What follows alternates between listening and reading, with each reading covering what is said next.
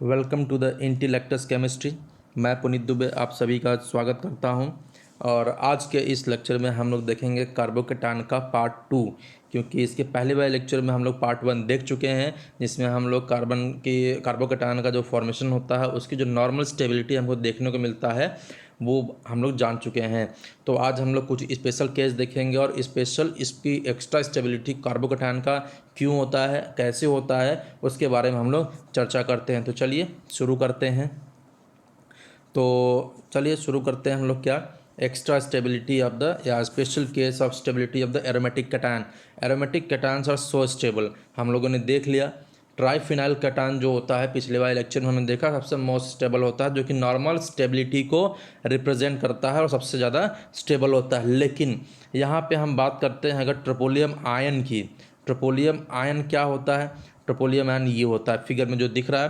ट्रोपोलियम ion is also an aromatic cation which is 10⁻11 times, कितना 10⁻11 times more stable than triphenyl methyl cation. मतलब अभी तक हम लोगों ने पिछले लेक्चर में देखा कि ट्राइफिनाइल मिथाइल कैटायन सबसे ज़्यादा स्टेबल होता था, लेकिन आज हम लोग देखेंगे कि उससे भी ज़्यादा स्टेबल होता है और वो एक्स्ट्रा स्टेबिलिटी आती है। क्यों आता है वो भी जानेंगे। तो यहाँ पे पहला केस आता है हमारा ट्रोपोलियम का। ट्रोपोलियम 10⁻11 टाइम्स ज़्यादा स्टेबल है किससे? ट्राइफिनाइल मिथाइल से। ये है हमारा ट्रोपोलियम कैटायन। क्यों? यहाँ पे कैटायन होने की वजह से, प्लस चार्ज आने की वजह से ये ट्रोपोलियम एरोमेटिसिटी को गेन करता है। एरोमेटिसिटी मतलब कि प्लेन तो है, कॉन्जुगेशन में भी है। पहले कॉन्जुगेशन में नहीं था, कंप्लीट कॉन्जुगेशन में नहीं था, डीलोकलाइजेशन था बट कंप्लीट कॉन्जुगेशन नहीं था। प्लस चार्ज आने की वजह से कंप्लीट कॉन्जुगेशन हो गया है और ये एरोमेटिसिटी को गेन कर चुका है, जो कि हकेल रूल के द्वारा 4n+2 पाई इलेक्ट्रॉन एरोमेटिसिटी का एक फॉर्मूला होता है, एरोमेटिसिटी का रूल होता है, जो कि ये कंप्लीट कर लेता है। तो इसकी stability 10⁻11 times than the triphenyl methyl cation किसकी वजह से है? Due to gain of the aromaticity. ठीक है, चलिए आगे देखते हैं हम लोग। यहाँ पे साइक्लोप्रोपिनाइल कैटायन, ये भी एक केस है। Cyclopropenyl cation is 10⁻3 times more stable than the tropylium cation. Tropylium को हमने देखा कि वो ट्राइफिनाइल मिथाइल कैटायन से 10⁻11 टाइम्स था और ये ट्रोपोलियम से कितना स्टेबल है? 10⁻3 times. It means it is 10⁻14 times. कितना? 10⁻14 टाइम्स ज़्यादा स्टेबल होता है किससे? ट्राइफिनाइल मिथाइल कैटायन से। तो इसकी स्टेबिलिटी अनयूजुअल हुआ। क्यों होता है वो देख लेते हैं। अकॉर्डिंग टू हकेल रूल ये एरोमेटिसिटी गेन करता है। क्यों? क्योंकि यहाँ पे 2 पाई इलेक्ट्रॉन है और प्लस चार्ज होने की वजह से ये किस में है? कॉन्जुगेशन में है। और अगर हम n की वैल्यू उस 4n+2 पाई इलेक्ट्रॉन में n की वैल्यू हम अगर 0 रखते हैं तो यहाँ पे टोटल पाई इलेक्ट्रॉन कितने आएंगे? 2 आएंगे और 2 पाई इलेक्ट्रॉन इस पाई बॉन्ड की वजह से होता है और ये एरोमेटिसिटी को गेन कर लेता है। पहला रीज़न तो ये हुआ। दूसरा और सबसे बड़ा रीज़न ये होता है कि यहाँ पे जो ऑर्बिटल प्रेजेंट होते हैं वो कैसे होते हैं? बेंट ऑर्बिटल होते हैं या बनाना टाइप ऑफ बॉन्डिंग होती है। क्यों? क्योंकि नॉर्मल बॉन्ड में हम लोग जानते हैं कि इस तरह से ऑर्बिटल होता है, वर्टिकल होता है या फिर हॉरिजॉन्टल, ऐसे ऐसे बनाते हैं हम लोग। ठीक है, तो यहाँ पे क्या होता है? बेंट ऑर्बिटल प्रेजेंट होता है और इस बेंडिंग की वजह से यहाँ पे एक्स्ट्रा स्टेबिलिटी आती है। ठीक है, चलिए अब हम लोग देखते हैं यहाँ पे कुछ स्टेटमेंट आएंगे इनसे रिलेटेड। तो स्टेटमेंट के बारे में हम लोग देखेंगे। This extra stability in cyclopropenyl cation is due to the special type of bonding that is bent P orbital type of bonding या बनाना टाइप ऑफ बॉन्डिंग। तो इसको दोनों नाम देते हैं, बेंट पी ऑर्बिटल्स या फिर बनाना बॉन्डिंग। ठीक है, चलिए अब हम लोग बात करते हैं अगला स्टेटमेंट की। This stability is a result of conjugation between the bent orbital of cyclopropyl ring and the vacant P atomic orbital of the cationic carbon. मतलब कि जो कैटायन का, कार्बन का जो कैटायन है वहाँ पे जो वैकेंट पी ऑर्बिटल है वहाँ से, और जो पाई बॉन्ड जो हमारा बेंट ऑर्बिटल में प्रेजेंट है उसका जो डीलोकलाइजेशन होता है उसकी वजह से यहाँ पे स्टेबिलिटी आ जाती है। चलिए आगे स्टेटमेंट देखते हैं। अब हमारे पास एक और केस आ जाता है, उसके बारे में देख लेते हैं। This leads to the delocalization of the sigma electron.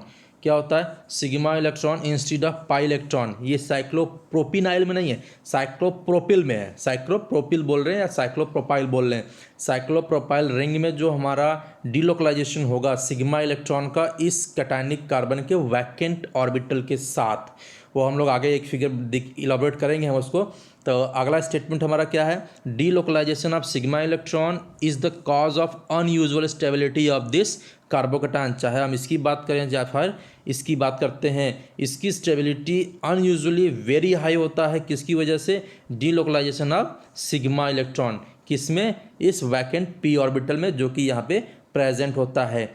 चलिए ये रहा हमारा वो फिगर जो कि हमको इलाबोरेट करना था। ये हमारा टोटल क्या है, साइक्लोप्रोपाइल रिंग है और ये एक हमारा कैटायनिक कार्बन है। तो यहाँ पे वैकेंट ऑर्बिटल हमको दिख रहा है और यहाँ पे बेंट ऑर्बिटल में जो हमारे सिग्मा इलेक्ट्रॉन है जो कि यहाँ पे दिख रहा है हमको, ये सिग्मा इलेक्ट्रॉन का जो कॉन्जुगेशन हमको यहाँ पे दिखने को मिल रहा है, ये हमारा इलेक्ट्रॉन है जो कि इलेक्ट्रॉन डेंसिटी हमने ब्लैक मार्किंग की हुई है। और यहाँ पे जो हम डॉट डॉट दिखा रहे हैं यही हमारा क्या है, यहाँ पे वैकेंट ऑर्बिटल जो ये है, वैकेंट ऑर्बिटल्स में क्या हो रहा है, यहाँ पे कॉन्जुगेशन हो रहा है। तो इसकी वजह से ही यहाँ पे क्या होता है, साइक्लोप्रोपाइल मिथाइल कैटायन है। ठीक है, साइक्लोप्रोपाइल मिथाइल कैटायन में ये stability due to this conjugation होता है, क्योंकि नॉर्मली हम एरोमेटिक कंपाउंड में देखते हैं तो वहाँ पे कॉन्जुगेशन किसका होता है, पाई इलेक्ट्रॉन्स का, लेकिन यहाँ पे किसका कॉन्जुगेशन हो रहा है, सिग्मा इलेक्ट्रॉन्स का, इसलिए ये अनयूजुअली वेरी हाई स्टेबल होता है। ठीक है, चलिए आगे देखते हैं क्या आता है। एक जनरल स्टेबिलिटी ऑर्डर हमने यहाँ पे बनाया हुआ है। तो ट्राई साइक्लोप्रोपाइल कार्बोकैटायन जो होता है मोस्ट स्टेबल होता है। क्या होता है, मोस्ट स्टेबल। उसके बाद bicyclopropyl, monocyclopropyl carbocation stability order में होते हैं। इसके बाद इसके बीच में आता है ट्रोपोलियम जो कि इससे 10⁻11 टाइम्स स्टेबल होता है। उसके बाद इससे भी स्टेबल क्या होता है, प्रोपिनाइल होता है। उसके बाद हमारा ये आते हैं। ठीक है, तो ये हमारा ऑर्डर होता है। फिर उसके बाद हमने ये कल देखा ही था लास्ट लेक्चर में, जो कि ट्राईफिनाइल, बाईफिनाइल, मोनोफिनाइल, उसके बाद टर्शियरी, सेकेंडरी, प्राइमरी, ऐसे ऑर्डर में आ जाते हैं। तो ये हमारा एक जनरल ऑर्डर हो गया। इसके बीच में अकॉर्डिंग टू स्टेबिलिटी हम लोग देखेंगे, उसको हम अरेंज करेंगे। चलिए आगे देखते हैं क्या है, रिएक्शंस, ये इंपॉर्टेंट है। तो 4 types of reactions are observed in the carbocation. Carbocation किस तरह का रिएक्शन शो करते हैं वो है इस वीडियो में, तो इस टॉपिक में। तो यहाँ पे क्या है, कॉम्बिनेशन विद अ न्यूक्लियोफाइल। मतलब क्या हुआ, कार्बोकैटायन जो है, कार्बोकैटायन का रिएक्शन हम एक न्यूक्लियोफाइल से, जो कि यहाँ पे water act as a nucleophile, इसके साथ कॉम्बिनेशन होता है तो क्या बनता है, ये न्यूक्लियोफाइल के पास लोन पेयर इलेक्ट्रॉन है, ये इस वैकेंट ऑर्बिटल में देते हैं जो कि इस कार्बोकैटायन के पास प्रेजेंट है। तो यहाँ पे वैकेंट ऑर्बिटल में देने के बाद ये हमारा एक कंपाउंड बनता है। उसके बाद यहाँ से H+ आयन बाहर निकलता है और यहाँ पे हमें क्या मिल जाता है, अल्कोहल मिल जाता है। ठीक है, ये हमारा एक कॉम्बिनेशन, इसको हम इलाबोरेट करेंगे इन फ्यूचर रिएक्शन मैकेनिज्म में। चलिए अगला देखते हैं क्या यहाँ पे, it can eliminate a proton to form an alkene. यहाँ पे एक इंपॉर्टेंट रिएक्शन आता है जो कि एलिमिनेशन रिएक्शन के तौर पे हम लोग पढ़ते हैं। यहाँ पे क्या होता है, कार्बोकैटायन को स्टेबलाइज करने के लिए जो कार्बन हाइड्रोजन बॉन्ड ये दिख रहा है, ये बॉन्ड क्या करता है, मूव कर जाता है इस बॉन्ड की तरफ से, और यहाँ पे H+ आयन प्रोटॉन के फॉर्म में बाहर निकल जाता है इस तरह से, और ये क्या बना लेता है, रिजल्ट के फॉर्म में एल्कीन बन जाता है।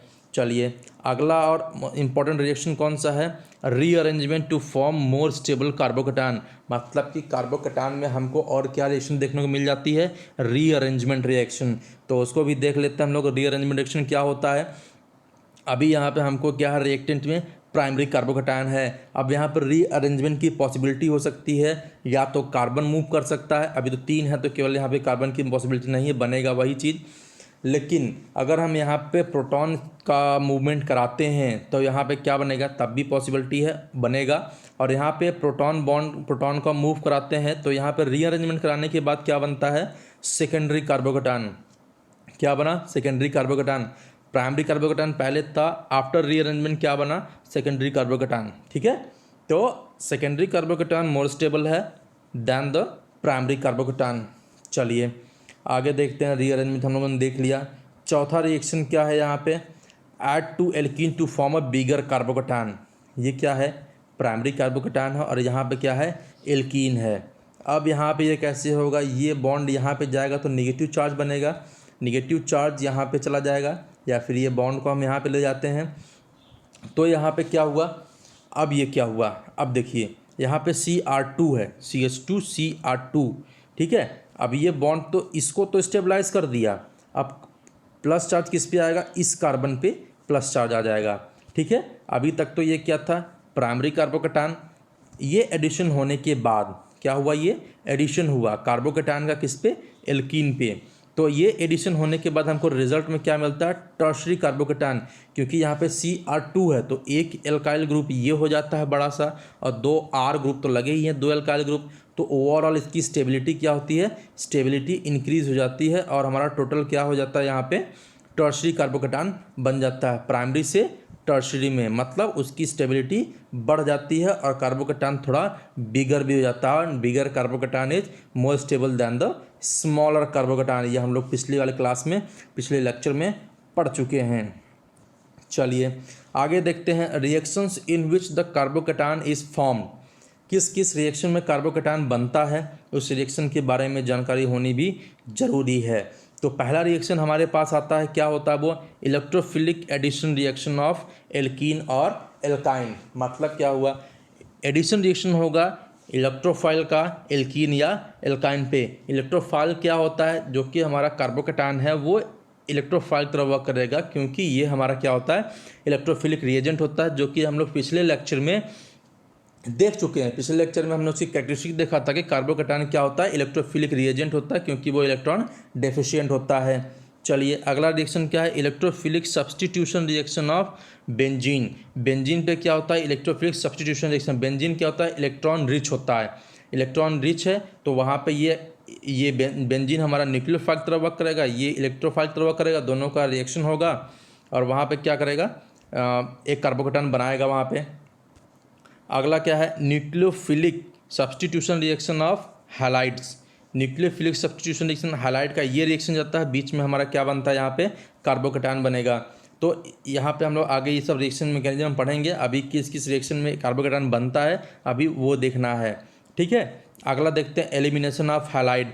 हैलाइड का एलिमिनेशन होता है तब भी वहाँ पे क्या होता है, कार्बोकटान बनता है। अगला क्या है, acid catalysed dehydration of alcohol. अब एसिड के साथ जब हम डिहाइड्रेशन रिएक्शन कराते हैं तब वहाँ पे क्या बनता है, कार्बोकटान बनता है। डिहाइड्रेशन मीन्स वाटर रिमूव हो जाता है, -H2O ये निकलता, तो वहाँ पे क्या बनाता है, कार्बोकटान बन जाता है। चलिए आगे देखते हैं, अब आज के लिए इतना ही, तो आगे वीडियो आती रहेगी, अगले क्लास में हम लोग मिलेंगे। अगर आपको हम वीडियो अच्छा लगा हो तो आप लाइक करें, शेयर करें, सब्सक्राइब करें और बेल आइकन को दबाना ना भूलें। शेयर करें ज़्यादा से ज़्यादा, ताकि अपने दोस्तों को, मित्रों को और सबको फ़ायदा हो सके इसका। चलिए फिर अगली क्लास में मिलेंगे एक नए टॉपिक के साथ, तब तक के लिए बाय बाय, थैंक यू।